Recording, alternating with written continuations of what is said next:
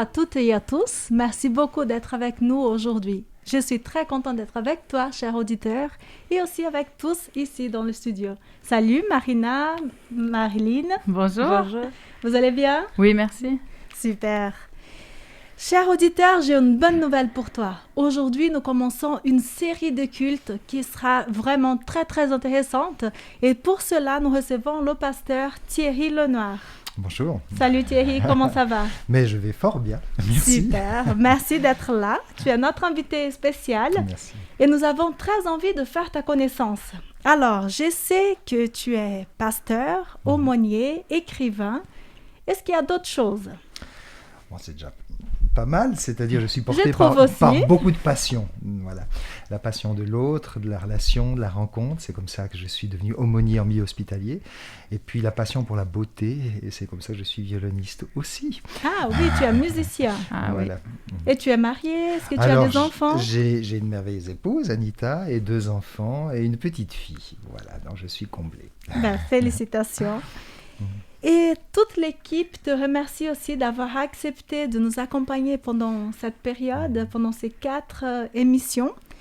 Et aujourd'hui, quel est le thème que tu nous apportes? Ah ben on va parler de l'être profond, on va parler des profondeurs intérieures qui Oh là sont là. sacrées. Voilà, c'est vrai qu'on oublie un tout petit peu, on vit souvent à la périphérie de soi, alors qu'il s'agit d'entrer dans la vraie vie profonde. Alors, on se réjouit d'entrer dans ce thème tout à l'heure. Et j'ai prié pour que Dieu continue à nos côtés et qu'il nous inspire pendant cette heure de partage. Que nous soyons ressourcés davantage et connectés à notre Seigneur. Et comme tu sais, chers auditeurs, nous aimons découvrir les habitudes de nos chroniqueurs. Et aujourd'hui, c'est Marilyn qui nous a préparé quelque chose pour la chronique Dieu dans ma semaine. Et oui, je voudrais partager ou vous parler de mon petit journal de mes contacts avec Dieu. Je ne sais pas trop comment l'appeler. Alors, je dirais le cahier de mon témoin sur mon chemin avec Dieu. J'y note les versets, les passages qui m'ont interpellée dans ma lecture quotidienne. Et puis, des fois, je vais creuser un texte, alors je vais noter mes notes, les mots qui me marquent, des choses comme ça. Et puis, il y a plein de choses que je vais noter, mais pas ma journée, en fait. Je vais noter vraiment ce qui a trait à ma relation avec Dieu. Un chant ou quelque chose qui m'a touchée, voilà. Des expériences spirituelles. Oui, ça peut être ça. Mais ça reste en fait très... je garde le texte, plus que tout ce qu'il a évoqué, toutes les émotions. J'essaye de garder plutôt le texte et les mots et ce que j'en tire en fait. Parce que des fois, dans la vie, l'interprétation des situations va changer avec le temps. Par contre, le texte que j'ai lu, ça reste le texte que j'ai lu. Alors voilà, pour moi, c'est important parce que j'ai la mémoire courte et il m'arrive que le soir, je me rappelle plus ce que j'ai lu le matin, même si c'était super bien. Et c'est dommage parce que en ayant ce cahier, ça me permet avec le temps de regarder en arrière et de me rendre compte que y a des situations, peut-être, moi j'ai l'impression que Dieu m'a préparé par un cheminement avant où qu'il y avait un thème depuis quelque temps qui revient. Peut-être qu'il faut que j'y fasse attention. Ou juste simplement je vois comment Dieu il a été fidèle avant. Et c'est un peu ces cahiers témoins parce que quand je les vois, je me dis là j'ai vu que Dieu il était à l'œuvre. Donc ça veut dire que pour demain il va pouvoir être à l'œuvre encore. Et c'est rassurant. Et peut-être que tout le monde n'est pas fan d'écrire, mais en tout cas, de ma part, je sais que des fois, j'ai pas envie d'écrire. J'ai bien lu, c'était intéressant, et voilà. Mais quand je me motive à écrire, juste le verset qui m'a marqué, parce qu'aujourd'hui, ça m'a marqué, souvent, il résonne encore plus fort. Et il y a d'autres choses qui se passent. Donc, pour moi, ça vaut la peine. Et si peut-être tu n'es pas fan d'écriture, il y a peut-être un autre moyen, mais je trouve que c'est tellement intéressant de garder une trace de cette relation, de ce qui se passe entre Dieu et nous. Alors, pour la promesse d'aujourd'hui, chers auditeurs, comme tu sais, dans la Bible, nous pouvons trouver plusieurs promesses. Alors, j'aimerais partager le psaume 50, verset 15. Si tu le souhaites, prends ta Bible et lis en même temps que moi. Psaume 50, verset 15. Alors, quand tu seras dans le malheur, fais appel à moi. Je te sauverai et tu chanteras ma gloire. C'est merveilleux de pouvoir compter sur quelqu'un quand nous sommes dans la difficulté, quand nous avons des problèmes. Hein? Vous êtes d'accord? Ouais, c'est juste. C'est vraiment réconfortant d'avoir quelqu'un sur qui compter. Juste ça, c'est déjà vraiment rassurant. Mais quand celui qui nous aide possède tout pouvoir et toute autorité pour nous aider, pour nous libérer complètement, c'est d'autant plus merveilleux. Ce verset de la Bible nous apporte la promesse que je peux compter sur Dieu. Nous avons la promesse que je peux courir vers Dieu lorsque je suis ou encore quand je serai au fond du trou, par exemple. Lui, il me sauvera. Je peux lui faire confiance. Ouais, merci Marilyn. Il y a d'ailleurs un chant qui met en musique et en parole cette promesse. C'est vrai qu'on a parfois, on peut avoir tendance à certains moments dans notre vie, quand on va traverser des temps peut-être plus difficiles, de ne pas sentir que Dieu est là, de se poser des questions de sa proximité. Et il y a un chant qui dit que Dieu ne nous quittera jamais. C'est un Dieu qui n'est jamais trop loin. Alors écoutons-le.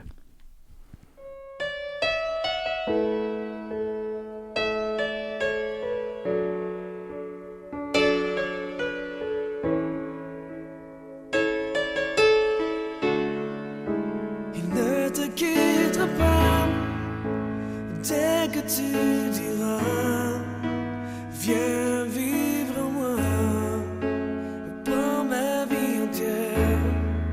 Ce qu'il dit est vrai, il ne te quittera jamais, toujours près de toi. Oh, c'est vrai, il ne te quittera pas à travers les saisons. Il est si près de toi, le temps d'une prière. Si tu entends sa voix, si tu entends qu'il t'appelle, cours dans ses bras, fais-le, n'hésite pas. Il ne te quittera pas, pour toujours à tes côtés. Il veut que tu saches que Jésus a tout payé pour qu'à la fin tu sois au paradis à jamais. Te rapprocher de lui, c'est vraiment tout ce qu'il faut faire. Et même le jour où tu meurs, il sera encore près de toi. Non, non, non, non, ne te quittera pas, fidèle à son amour. Rapproche-toi de lui, au plus près chaque jour. Il serait mort pour toi, il l'aurait fait pour toi seul. Ne doute jamais, oh c'est vrai. Il ne te quittera pas, il est toujours à tes côtés. Il veut que tu saches que Jésus a tout payé pour qu'à la fin tu sois au paradis à jamais. Te rapprocher de lui, c'est vraiment tout ce qu'il faut faire. Et même le jour où tu meurs, il sera encore près de toi. Lui donner sa vie, c'est vraiment tout ce qu'il faut faire. Le jour où tu meurs, il sera encore près de toi. Non, non, non, il ne te quittera jamais.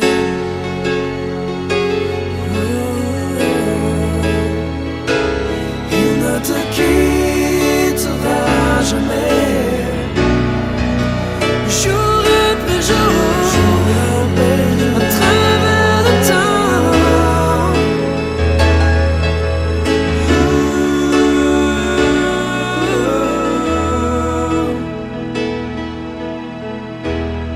Il ne te quittera jamais.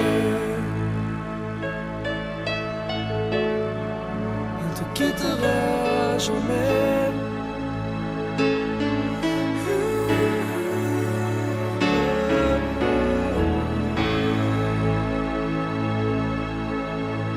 C'est toujours assez fou de penser à un Dieu du ciel, à un créateur de l'univers, qui me fait cette promesse si grande de rester près de moi, dans tout ce que je vais traverser dans ma vie. Et souvent, je me suis posé la question au fil de ma route, autour de ma relation avec ce Dieu. Comment se peut-il que Dieu m'aime après ce que je viens de faire, par exemple, où je ne mérite pas son amour, je ne suis pas digne de son pardon, je ne suis pas digne de son soutien. Dans des périodes peut-être de culpabilité qu'on peut vivre, ou simplement face à cet amour qu'on ne comprend pas, un amour sans condition. Et c'est un chemin de rencontre avec Dieu, de découverte de ce Dieu, de questionnement peut-être, qu'a certainement dû faire un personnage de la Bible que l'on appelle le Fils prodigue, autour de sa légitimité. Et le chant qui suit, Le voile se relève de Corinne Lafitte, parle de ce cheminement dans la relation à Dieu et de ce que ça transforme dans notre être intérieur.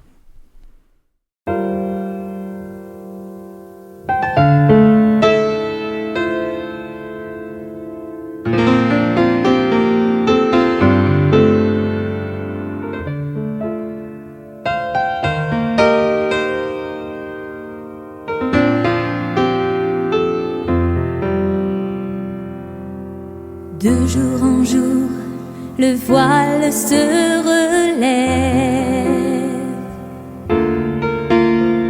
et mes yeux éblouis découvrent ta lumière. Tu as mis tes lois dans mon cœur et mes pensées deviennent tes pensées. Tu fais brûler en moi la flamme de l'esprit. Dans mon cœur, tu as placé des chemins tout tracés. Tu as changé mes haillons en vêtements de fête. Tu as fait de moi une source d'eau que plus rien n'arrête, un miroir pour que je te reflète. Je me sens indigne de toi. Comment peux-tu m'aimer et me pardonner? Tu m'as aimé tel que je suis.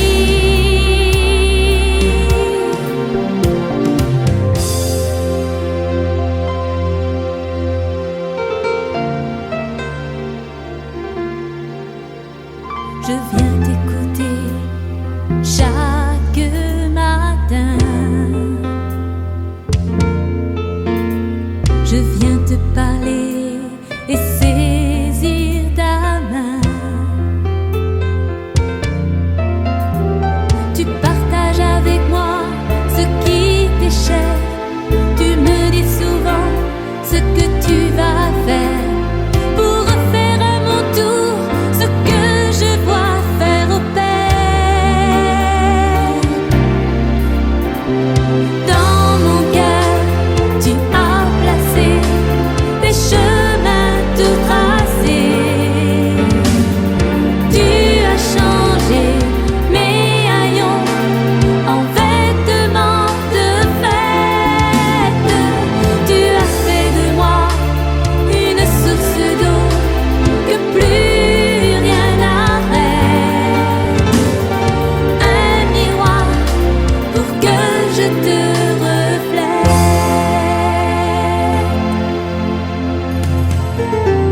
que je te reflète.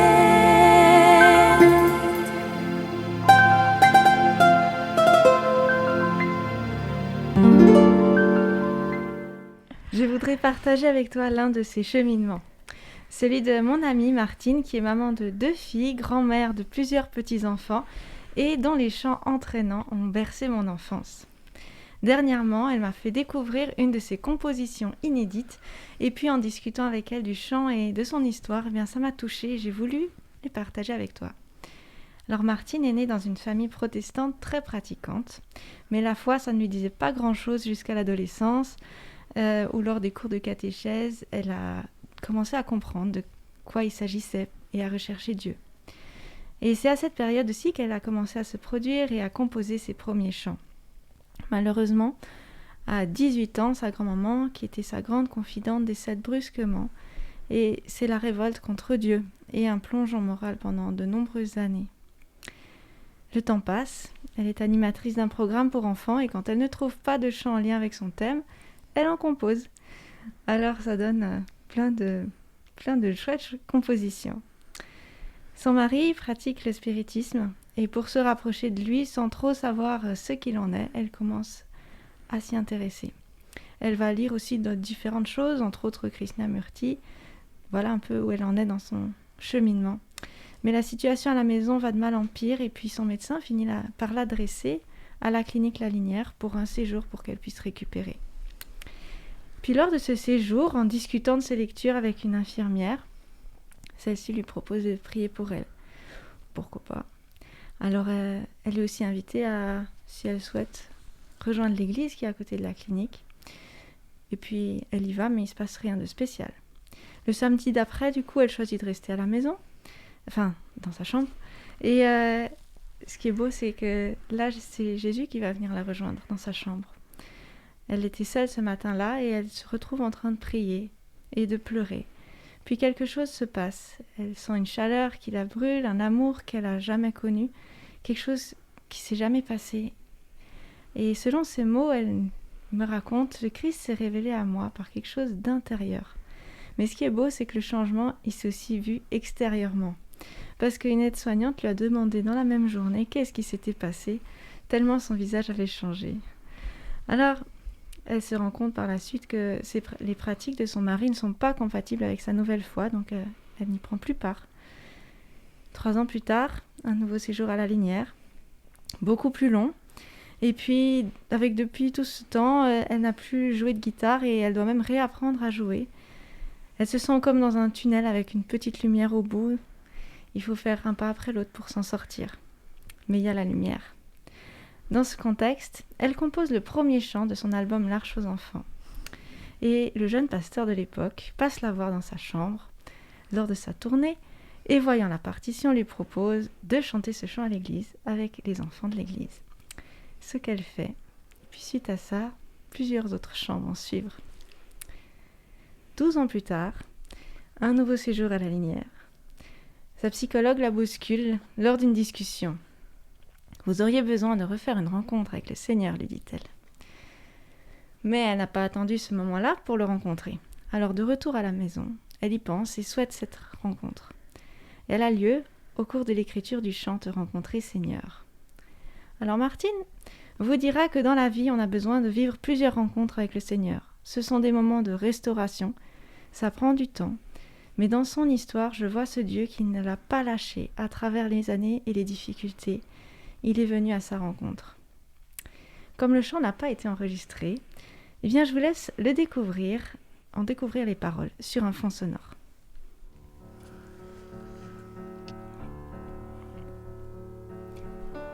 Chercher ta voix, suivre ton pas, venir à toi et rester là.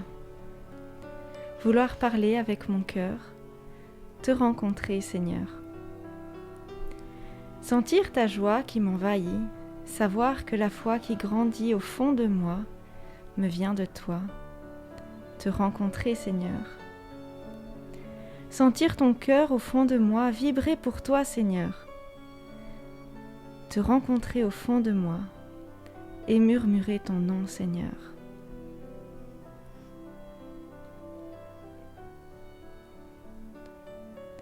Savoir me taire en ta présence, pouvoir t'aimer dans le silence et d'une même voix chanter. Te rencontrer, Seigneur, et recevoir en moi ta paix pour la garder, la partager, laver ma robe dans l'eau claire. Te rencontrer, Seigneur. Sentir ton cœur au fond de moi, vibrer pour toi, Seigneur.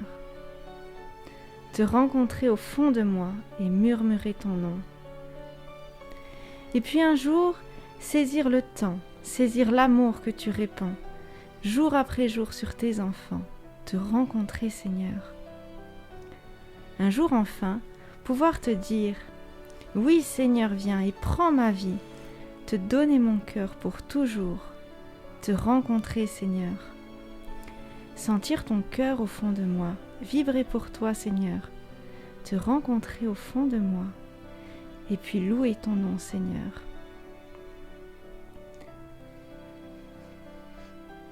Sentir ton cœur au fond de moi et glorifier ton nom, Seigneur.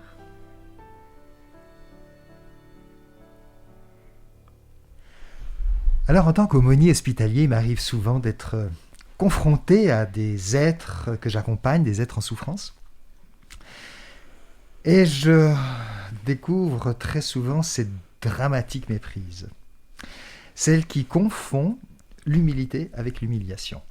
J'ai envie de dire, l'humiliation, c'est la pathologie de l'humilité. Mais un être qui est humble, c'est quelqu'un qui est lié à son humus, à sa terre, à son identité, et qui en est fier. Et je pense à ces paroles de Jésus qui disait à des êtres justement humiliés par la vie, « Ne jetez pas vos perles au porc, de peur qu'ils ne les piétinent et ne se retournent contre vous pour vous lacérer. Ne dispersez pas cette richesse qui vous habite, ces perles. » Eh bien, Jésus raconte l'histoire d'un fils qui voulait aller au bout de ses rêves et qui avait des rêves immenses. Pour réaliser ses rêves, il a quand même demandé quelque chose un petit peu osé à son père, puisqu'il lui a demandé sa part d'héritage, qui devait lui venir un jour, mais il lui a demandé de son vivant. Et il avait l'espoir de s'en aller loin, loin, très très loin, pour enfin jouir de la grande vie. C'est qu'il en avait de l'audace, le fils. Non seulement de l'audace, mais il avait de la passion, il avait du désir. Et je l'aime, ce fils. Alors, il y avait un autre fils, le frère, qui lui était très sage à la maison et qui était un petit peu dans un rapport servile avec le père. Mais lui, ce jeune-là, il a plein d'audace, plein de rêves. Il va aller au bout de ses rêves. Mais en réalité, il va surtout aller au bout de ses ressources. C'est cette fascination qu'on a tous pour le pays lointain, le lieu de tous les espoirs. C'est l'expérience de l'homme qui ignore encore que la véritable richesse, elle n'est pas toujours ailleurs, mais elle est au fond de soi et elle nous y attend. Parce que c'est cette richesse que l'auteur de la vie a cachée en chacun d'entre nous. Et qui n'espère qu'une chose, c'est que cette source puisse rejaillir en source de vie, mais il ignore encore cela. Et puis il part. Et puis c'est un petit peu, à l'image d'un labyrinthe, l'histoire de plein de détours. Et c'est vrai que, vous connaissez l'expérience du labyrinthe, il y a plein de détours pour finalement aller vers le centre. Alors dans cette quête du pays lointain, le fils de l'histoire va dégringoler très bas, quitte à se fondre dans l'agitation d'une société qui est bien la nôtre, dont l'attrait est stigmatisé souvent par le profit, par l'agitation, par la superficialité, par tout vite et efficace. Et pourtant, c'est à l'instant où ce jeune homme touche le fond du fond, tout à coup, il y a un sursaut, mais qui vient de l'intérieur, de la plus profond de lui-même, où tout à coup, il prend conscience de sa dignité sacrée. Et cette terre lointaine qu'il recherche devient le lieu de la conversion, où pour la première fois, il rencontre sa terre intérieure. Et le grand virage de cette histoire racontée par Jésus, c'est quand tout à coup, tout s'amorce au moment où il rentre en lui-même. C'est la parole que Jésus dit. Dans cette intimité qu'il était en train de fuir, sans le savoir bien entendu, puisqu'il allait toujours vers un ailleurs, eh bien Dieu ne cessait de l'attendre. Il en a fallu des détours. Fort de cette découverte, le fils de la parabole va petit à petit retrouver d'une part sa source, donc sa noblesse. C'est alors qu'il va décider de remonter la pente pour retrouver le père qu'il avait quitté. Et le fils est enfin prêt à accueillir l'amour, car il a compris que c'est l'amour qui l'accueille. Et je pense que cette quête, souvent on a dit « Oh, le fils prodigue, c'est cet enfant renégat, etc. » Je dirais non, c'est un enfant qui est porteur d'un idéal. Il a fallu qu'il descende très bas pour qu'au plus bas de cette descente, tout à coup, il découvre quelque chose que son frère, Servile à la maison, n'avait pas encore découvert. Et c'est vraiment cette quête du fils prodigue, c'est pas une perte, c'est une quête spirituelle. Et il lui a fallu du temps pour revenir à cette intériorité. Et j'ai juste relevé quelques pépites de la montagne sacrée qu'est la Bible. Vous savez, la Bible, c'est un édifice immense, immense. On peut s'y noyer, on peut s'y perdre, on peut se casser les dents comme devant une grande montagne qu'il faut escalader. Et puis tout d'un coup, on découvre un filon. Ah, il y a des diamants là. Et on va creuser. Plus on creuse, plus on découvre des diamants. Je vous en sers quelques-uns de ces diamants. Un premier diamant qui nous vient de Jésus. Alors que des religieux viennent voir Jésus et lui disent « Mais quand est-ce que viendra le fameux règne de Dieu que nous attendons tous ?» Et Jésus va dire quelque chose de surprenant. Il dira « Le règne de Dieu, le royaume de Dieu, mais il est à l'intérieur de vous. » Étrange parole.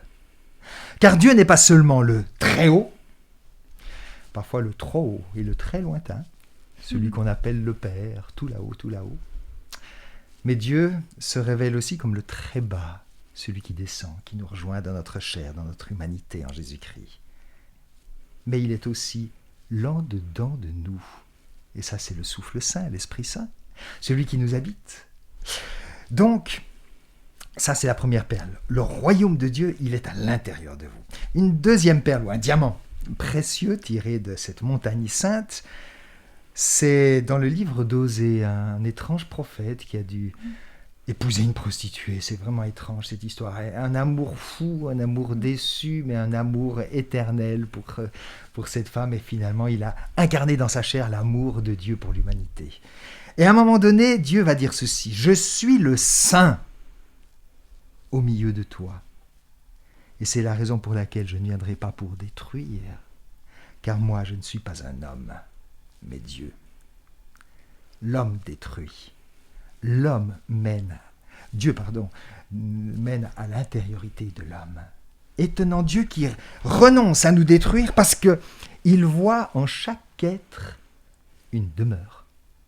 Depuis quand un être va détruire sa propre demeure? Ça veut dire que Dieu habiterait même dans nos marécages intérieurs. Et puis, une troisième perle que j'avais envie de vous laisser encore, c'est Job. Le souffrant qui a vécu des choses épouvantables et qui est là sur son tas de souffrances et qui est petit à petit abandonné par ses amis qui veulent l'accompagner mais qui n'arrêtent pas de dire des grosses bêtises, comme bien souvent ça se passe quand on cherche à accompagner, à soulager quelqu'un, alors qu'en réalité on cherche à se rassurer soi-même. Et à un moment donné, Job va les envoyer paître et il va leur dire à ses amis: « C'est dans ma chair que je verrai Dieu. Dans ma chair meurtrie. Moi seul le verrai et personne d'autre. » C'est-à-dire tout d'un coup, il pousse un cri où il quitte le Dieu très haut, lointain, qui parfois, on a l'impression que c'est un peu le marionnettiste qui joue avec nous. Il coupe tout ça, puis du coup, il découvre l'autre Dieu, le Dieu intérieur. Dieu est mort, vive Dieu. Comme autrefois on disait, le roi est mort, vive le roi. Alors, il s'écrit à la fin de ce livre: « Mon oreille avait entendu parler de toi, maintenant mon œil t'a vu. » Il a découvert ce Dieu intérieur au cœur même de sa souffrance, de son épreuve, parce que Dieu était non pas au-dessus, mais il était là au plus profond de lui. J'ai vu un dessin d'un humoriste suisse, Maurice Chapat, qui à un moment donné montre un petit couple humain sur le globe terrestre. Ils sont furieux, ils jettent le poing vers le ciel et ils disent « Descends si t'es un homme ». Ça, c'est le résumé de l'Évangile. Et puis, une autre perle sacrée, l'apôtre Paul dira à un moment donné: « Vous savez, Dieu qui a dit que la lumière brille au milieu des ténèbres, c'est-à-dire le Dieu qui a créé le monde en repoussant les ténèbres, eh bien, dit-il, c'est le même Dieu qui brille dans vos cœurs.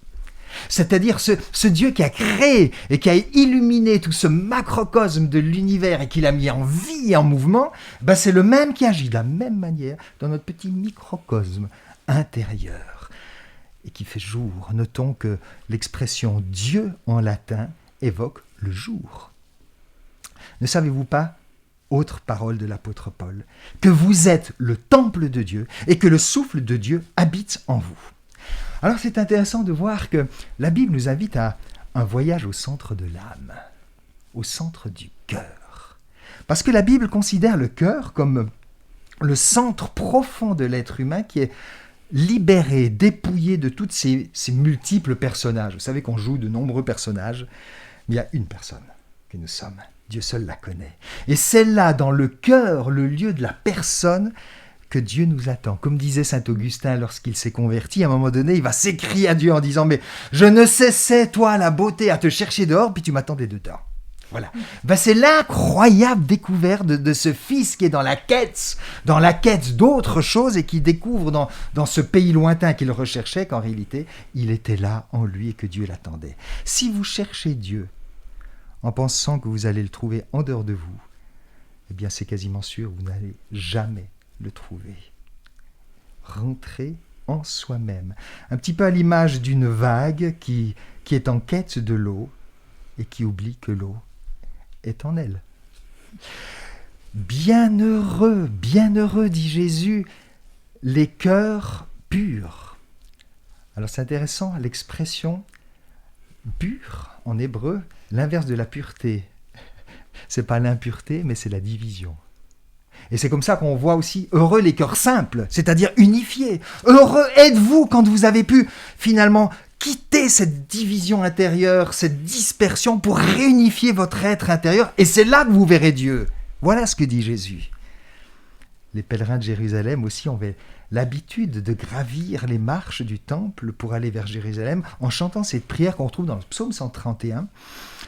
Heureux, non c'est pas le 131, mais c'est pas grave, je confonds avec un autre. Heureux ceux qui placent en toi leur appui, ils trouvent dans leur cœur des chemins tout tracés. Par qui ? Par Dieu.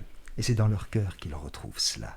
Et c'est ainsi qu'il y a cette émergence de l'être. C'est l'expérience d'Abraham, quand Dieu lui dit « Va vers le pays que je te montrerai, quitte tout !» En réalité, l'expression hébraïque « va », c'est « va vers toi-même ». C'est-à-dire « va au plus profond de toi », c'est là que tu vas retrouver la terre promise. Donc, Dieu n'invite pas Abraham à se quitter, mais au contraire à se retrouver pour aller vers lui-même, être du côté de soi-même. Ça, c'est ce que nous demande Dieu, et non pas d'être à côté de soi-même. Et voilà la grande différence entre l'humilité et l'humiliation.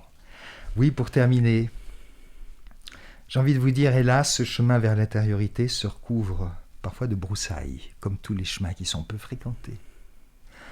Alors il faut vite, comme un sentier qu'on ne fréquente plus, vite commencer à déblayer un tout petit peu ce chemin qui va vers le centre. Dieu est tellement rapidement déboulonné. Il faut déblayer en soi le nid de Dieu. Et c'est ce que nous sommes, le nid de Dieu. Le royaume des cieux est un royaume intérieur. Et c'est par la prière que Jésus nous invite à aller dans cette intériorité. C'est ça le sens de la prière, c'est nous ouvrir, c'est déblayer le nid de Dieu pour aller le fréquenter dans la chambre secrète du cœur. C'est exactement ce que dit Jésus quand il nous dit, quand tu pries, entre dans la pièce la plus retirée, c'est-à-dire la pièce intérieure, ferme la porte et prie ton Père, ton Dieu, qui est là dans le secret. Et tous les premiers pères de l'Église, les premiers chrétiens disaient, la chambre secrète, c'est la chambre du cœur. Prier, c'est faire halte en soi pour percevoir tout doucement le clapotis de la source qui ne demande qu'à jaillir. Et je termine par cette parole encore de Jésus qui dit « Entre par la porte étroite. Large est la porte et spacieux le chemin qui mène à l'égarement. Étroite est la porte et resserré le chemin qui mène à la vie. Hélas, bien peu le trouvent. » C'est quoi ce chemin étroit, cette porte étroite ? C'est pas un filtre pour sélectionner ceux qui sont purs et éliminer les autres. C'est un chemin d'intériorité, mais c'est un chemin de solitaire. Et c'est pourquoi la porte et le chemin sont étroits. Pas pour limiter l'accès, mais pour nous inviter à faire un chemin solitaire et intime, car le sacré est en toi. Nous voilà dans notre chronique Dieu dans les arts, qui nous permet de te présenter un artiste et de voir de quelle manière Dieu peut aussi se révéler au travers des arts qui nous entourent. Alors je ne sais pas si tu connais le groupe Glorious, est-ce que dans ce studio peut-être certains connaissent ce groupe ? Oui, quelques-uns, un petit peu.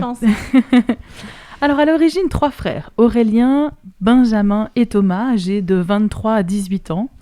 Ils sont originaires de la ville de Valence. Et suite à des journées mondiales de la jeunesse catholique, JMJ, la fratrie décide à former un groupe Glorious. Nous sommes en 2002. C'est un énorme succès parmi les jeunes chrétiens français. Et Glorious joue près de 150 concerts en 3 ans, dans des églises, dans des écoles, auprès des aumôneries. Et le groupe doit pourtant stopper net ce projet 5 ans plus tard, faute d'argent. Ah mince. Mais il parvient à revenir moins de 2 ans plus tard avec un projet en lien avec l'église Lyon-Centre, dans laquelle il propose tous les jeudis une soirée de louanges. Alors ils ont lancé maintenant toute une série d'albums, ils ont une 15aine d'albums à leur actif aujourd'hui, que ce soit des albums studio, des albums live aussi exactement. Ils ont lancé donc en septembre 2019 quelque chose d'assez nouveau, c'est une école de louanges qui s'appelle La Créative, mais qui s'ouvre aussi à tout ce qui est technique graphique, à tout ce qui est montage vidéo à destination des leaders des différentes églises. Le groupe Glorious propose une louange contemporaine qu'on appelle plutôt de la pop louange. Leur leitmotiv, c'est « Glorious ne donne pas des concerts, mais aide les gens à prier ».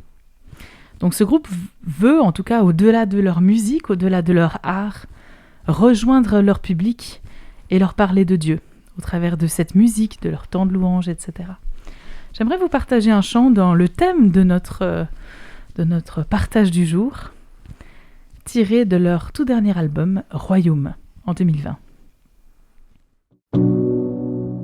J'étais perdue, seule et sans destin, mais ta grâce a trouvé un chemin.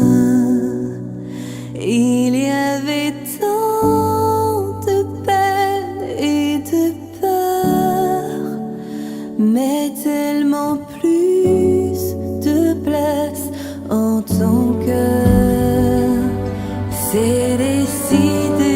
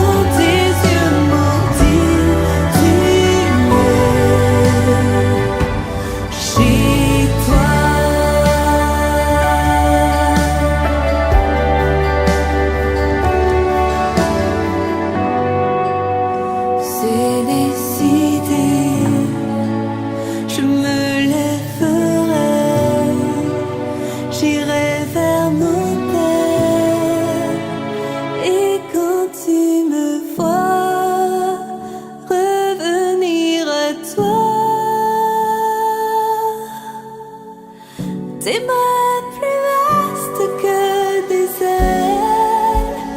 Quel instant de grâce, ma honte s'efface.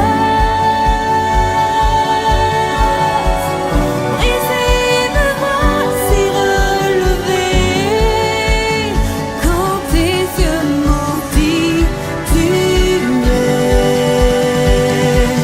Chez toi.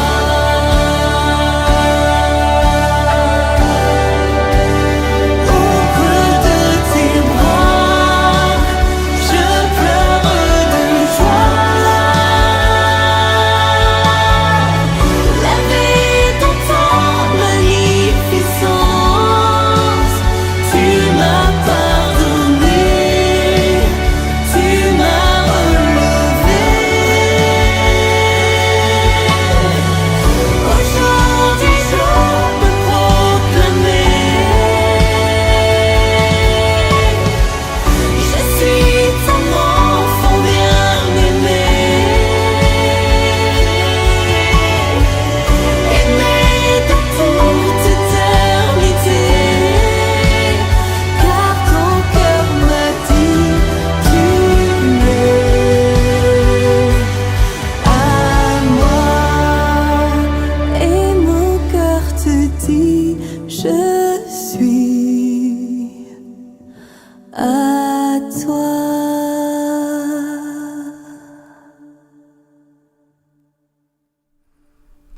Oui, c'est vrai. Dieu nous pardonne et il nous relève, car il nous veut tout près de lui. Nous allons partager avec toi, cher auditeur, un poème qui a été écrit par Yves Prigent.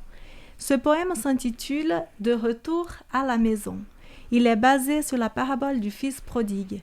Cette parabole nous rappelle la grâce, la miséricorde et aussi la patience de Dieu envers nous. De retour à la maison. Ses regards se portaient vers de terres lointaines, où il pourrait bientôt mettre en oubli ses peines. Connaître une autre vie, il s'y voyait déjà. Pourquoi rester ici? Tout l'attendait là-bas. Un jour, il se leva, prenant sa décision de quitter sa famille, de laisser sa maison. Il partit conquérant, satisfait de son choix. L'aventure l'attendait sur ce chemin de roi. Il vécut sans compter, croquant à pleines dents, cette vie de plaisir qui ne dure qu'un temps, le laissant sans argent, sans ressources, sans amis, qui le fit revenir dans sa maison chez lui. Son père l'attendait, depuis si longtemps. Il lui pardonnerait, car c'était son enfant. Le serrant dans ses bras, contre lui il le prit, et la fête commença, et le bonheur aussi. Dieu nous attend ainsi. Ses bras nous sont ouverts. Pourra-t-il nous serrer contre son cœur de père? En revenant vers lui, nous serons accueillis, car la Bible le dit, parole de Jésus-Christ. C'est tellement beau, n'est-ce pas? La parabole du Fils prodigue nous fait réfléchir. Et du coup, j'ai envie de vous faire bouger. Êtes-vous prêts? Je vous propose un petit tour de table. Qu'est-ce qui vous interpelle particulièrement cette thématique? Allez-y, ne soyez pas timide. Bon, moi je commence volontiers. Moi je me retrouve beaucoup dans cette histoire de fils prodigue. C'est vrai que j'ai toujours eu dans ma vie beaucoup d'aspirations, beaucoup de rêves, l'envie de conquérir, de tenter des choses nouvelles. Et puis c'est vrai que je rêvais à l'époque d'être pasteur missionnaire dans des coins les plus reculés du globe. Donc partir très loin. Très loin, très loin, à l'aventure, etc. Et c'est vrai que j'ai compris que Dieu avait d'autres projets, d'autres plans pour moi et qu'il m'attendait ici. Mm-hmm. Et c'est vrai que ça a été quand même un cheminement assez compliqué parce que je peinais à comprendre en fait le regard de Dieu. Pourquoi est-ce qu'il me cherchait ici? Qu'est-ce qu'il attendait de moi ici? J'avais le sentiment d'avoir fait le tour. Mm-hmm. Alors oui, j'avais fait le tour probablement de ma vie, de ma région peut-être, mais j'avais pas fait le tour de moi-même. Et je crois que c'est là où vraiment Dieu m'attendait, un peu comme ce que venait de dire, nous partager Thierry Lenoir tout à l'heure, comme une chenille peut-être qui a besoin d'être pour un temps dans son cocon pour éclore et devenir papillon. Peut-être que j'avais besoin d'un temps différent avec Dieu, peut-être d'une nouvelle rencontre, un peu ce que disait Martine aussi, hein, qu'il s'agit peut-être de plusieurs temps de rencontre avec Dieu pour vraiment le cerner, et puis le cerner, on cerne que quelques facettes en tout cas, mais de découvrir ce Dieu de manière un peu plus, peut-être plus profonde, plus vraie, plus authentique, et puis de se connaître aussi. Mais c'est vrai que l'être humain, il a souvent tendance à vouloir que les choses se fassent très vite. Oui. On n'a pas envie de plusieurs rencontres. On a envie de se rencontrer, que tout soit réglé. Et puis c'est dérangeant. C'est difficile de se retrouver face à soi-même parce qu'il y a beaucoup de solitude, parce qu'il y a beaucoup de questions qui émergent, parce que la personne que j'entrevois à l'intérieur, elle est peut-être beaucoup plus fragile que ce que j'aimerais montrer. Mais en même temps, je découvre un Dieu qui lui, a toujours cru en moi. Un Dieu qui a toujours décidé d'investir en moi et de me proposer quelque chose de sa vie, d'avancer dans ma destinée, et qui se fait une joie finalement de m'accompagner pour que je devienne un peu plus moi, et peut-être un peu plus de lui en moi aussi. Et toi? Moi, ce qui me marque dans cette histoire, c'est que la démarche du pardon de Dieu, l'accueil en fait du Père, est basée juste sur l'acceptation du Fils de rentrer. C'est le Fils qui a accepté de rentrer, et c'était tout ce qui était nécessaire pour être accueilli. Et je trouve que c'est très beau, parce qu'au final, ça demande peut-être du courage d'accepter qu'on a pu se tromper, d'accepter de rentrer dans une démarche de rencontre dans l'inconnu. Mais au final, c'est simple. Pour nous, les êtres humains, ce n'est pas toujours tout simple de pardonner. On a tendance à revenir sur le passé et dire « Mais non, attends, tu te rends compte de tout ce que tu as fait là et maintenant je te pardonne, c'est trop facile. » Et on met des conditions, beaucoup. Alors, ce qui m'impressionne aussi dans cette histoire, c'est la position initiale du père. Il le laisse partir. Hein, tu disais, et finalement, ce jeune homme, il a demandé son héritage. Son père était encore vivant. Donc, c'était pas quand même dans l'ordre des choses. Et il accepte, il lui donne, il lui permet de partir. Et même s'il savait que ce n'était pas l'idéal pour lui. Mais il le laisse libre de ses choix. Et la rencontre se fait au travers de nombreux détours. Et je pense, et ça je peux le témoigner pour ma vie aussi, le Dieu n'a jamais été si proche que quand je l'ai découvert par surprise, par inattendu, dans des détours de chemin. Moïse allait vers la montagne sainte pour rencontrer Dieu. Il fait un détour, nous dit le texte, à 2 reprises, et il le trouve dans un petit buisson ardent. C'était pas du tout programmé. Et c'est ça les vraies rencontres. Tu peux prier pour nous, Marilyn, après tout ça. Mais oui, je vous propose de prendre un temps ensemble. Nous parlait, Thierry Lénore nous parlait de cette chambre secrète, et je pense que c'est un endroit qu'on peut prendre le temps de chérir comme lieu aussi, d'avoir un espace pour prier, mais prions ensemble. Seigneur Dieu, on a vu dans cette histoire que tu es un père qui veut nous accueillir à bras ouverts quand on est prêt à revenir, à discuter, à échanger avec toi. Tu es un Dieu à travers la Bible qui dit que venez avec moi, on va discuter, on va discuter. Viens t'asseoir, viens discuter. Seigneur, je crois que je voudrais te présenter chacun de nous, chacun des auditeurs, dans nos quêtes, dans nos recherches, dans nos détours, dans nos marécages. Merci parce que tu veux tout restaurer. Tu nous as montré en envoyant ton Fils que tu n'as pas peur des marécages. Tu n'as pas peur de ces situations que nous, on veut peut-être cacher, de ces fragilités. Et merci Seigneur de ce que tu es cette lumière. Et je te demande, dans chacun de nous, de continuer l'œuvre que tu as commencée. De pouvoir mettre en lumière ces petites choses qui nous permettront de rétablir aussi l'image qu'on a de toi, pour accepter d'oser ce pas de revenir. Je te prie de bénir chacun dans leur chemin et de nous accompagner dans ce cheminement vers toi, cette rencontre, cette nouvelle rencontre. Merci parce que tu n'es pas pressé et que nous, on puisse se laisser surprendre par ces moments. Au nom de Jésus. Amen. Amen. Amen.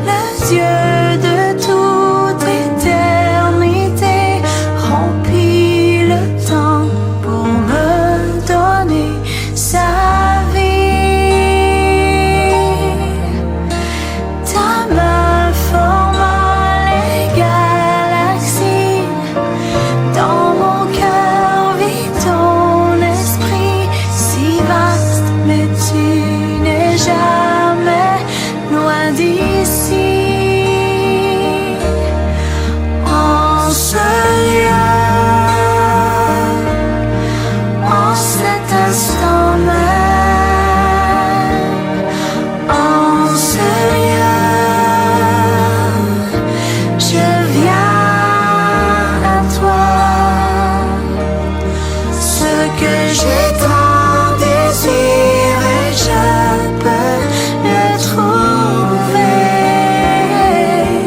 car tu es ici même, en ce lieu.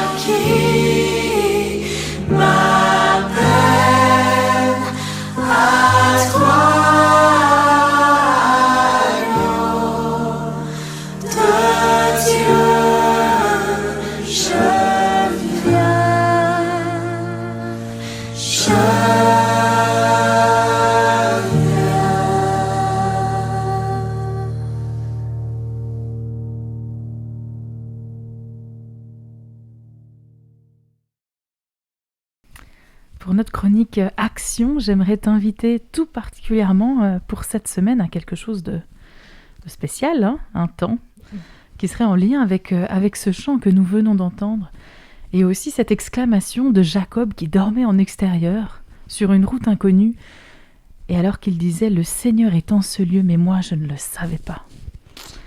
Et j'aimerais donc t'inviter à prendre un temps de rencontre avec Dieu durant cette semaine.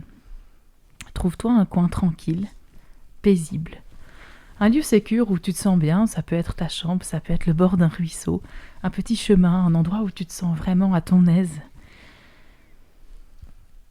Et dans cet espace, sache que Dieu t'attend déjà. Il est prêt, il est désireux de te rencontrer ici, dans ce lieu où le cœur à cœur sera possible. Alors si tu le veux, Dieu peut venir habiter dans ton cœur. Tu peux lui demander qu'il te fasse aussi ressentir sa présence. Et tu peux te mettre aussi à son écoute. Et je t'invite à renouveler cette invitation de cette rencontre avec Dieu plusieurs fois dans ta semaine peut-être, que tu puisses lui offrir cet espace, ou en tout cas le rejoindre dans cet espace où il t'attend, et que vous puissiez vivre ensemble un moment dans lequel votre relation va pouvoir se construire, se reconstruire peut-être aussi, ou se consolider.